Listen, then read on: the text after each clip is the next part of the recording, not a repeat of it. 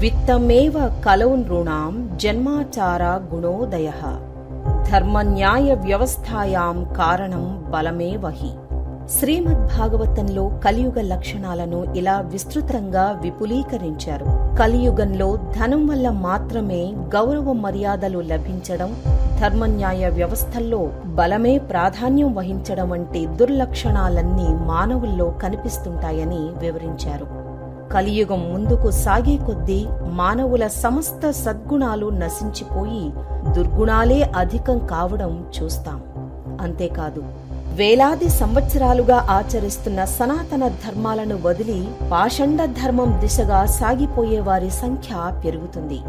రోజు రోజుకు మానవుల్లో ధర్మం, సత్యం, శౌచం, క్షమ, దయ, ఆయువు వంటి సలక్షణాలన్నీ క్షీణిస్తూ యావత్ ప్రపంచం భయంకర ప్రమాదంలో చిక్కుకుపోయే పరిస్థితులు, స్వార్థగుణం పెరిగి కపట వ్యవహారాలతో కాలం గడుపుతూ ఇతరులకు హాని కలిగించే మార్గాలను అన్వేషించే ప్రయత్నంలో పలువురు నిమగ్నమవుతూ ఉంటారు.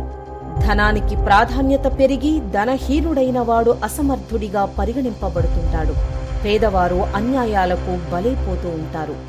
సంస్కారహీనులై ధనం మదంతోనే సర్వం సాధించుకోవచ్చన్న భావంతో అధికారాలను పొంది తోటి వారి పట్ల అన్యాయాలు చేయడానికి కూడా వెనుకాడని వారు పెరిగిపోతారు. శీత వాతాతప ప్రావృద్ధిమై అంటే ప్రకృతి ప్రకోపం కారణంగా చలి, ఎండ, వర్షం, మంచు వంటివి ఎక్కువై లోకంలో ఉత్పాతాలకు కారణమవుతాయి. ధర్మం నశించి పాలకులే దొంగ పనులకు పాల్పడడం చూసిన ప్రజలు కూడా అబద్ధాలను ఆశ్రయించి హింసను ప్రోత్సహిస్తూ నీచంగా బతుకులు వెళ్లదీయడమే కాకుండా అదే గొప్ప జీవన విధానంగా భావిస్తూ ఉంటారు.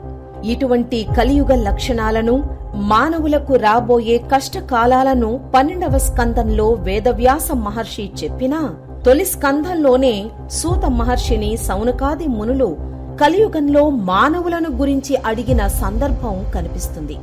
బమ్మెర పోతనామాత్యుడు తెలుగులో రచించిన భాగవతం ప్రథమ స్కందంలో అలసులు, మందబుద్ధి, యుతులల్పతరాయువులు అంటూ కలియుగంలో అధిక శాతం మానవుల లక్షణాలు వివరించారు. కలియుగంలో సోమరులై, మందబుద్ధి కలవారై, అల్పాయుష్కులై, భయంకర రోగాలతో పీడింపబడే నిస్సహాయులు నిత్య భగవద్ధ్యానం, మానసిక శుద్ధితో జీవిస్తూ స్వామిని సేవించాలనే సందేశాన్ని భాగవతం చెప్పింది. నిర్మలమైన మనస్సు, చిత్తశుద్ధి వంటి లక్షణాలే భగవంతుని దర్శనం కలిగించి కలియుగ కష్టాలను అధిగమించగలిగే శక్తిని ప్రసాదిస్తాయి. ఇది తెలుసుకుని మానవులు భగవంతుని ధ్యానంలో గడుపుతూ సలక్షణాలతో జీవిస్తూ తమను తాము సన్మార్గంలో పెట్టుకోవాల్సిన అవసరం ఎంతైనా ఉంది. మరొక ఆధ్యాత్మిక విశేషంతో మళ్లీ కలుసుకుందాం. సర్వే జనా సుఖినో భవంతు.